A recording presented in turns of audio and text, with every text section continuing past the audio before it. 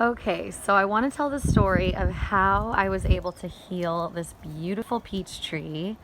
Right now it's kind of hanging like a willow tree because all of the fruit that's on it is weighing it down. But I'm so excited because pretty soon we are going to have an overabundance of peaches.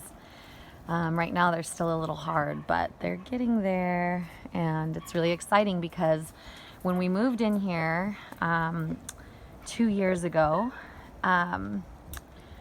basically the entire tree was overcome with peach curl. There were hardly any leaves on it, and there was only one branch that made like 2 or 3 peaches.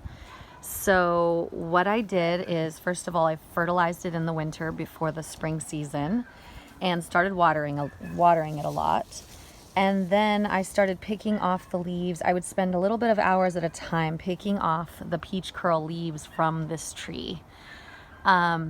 I read online that there was no studies to prove that that really helps, but I also read that peach curl is a fungus that spreads mostly if it rains one day and then it becomes like 65 to 75 degrees. The spores from the fungus, basically travel to other leaves. So if you take the leaves off, it made sense to me intuitively that it wouldn't be able to travel to other leaves. So I would just spend hours on a ladder picking every single leaf I found that had leaf curl on it.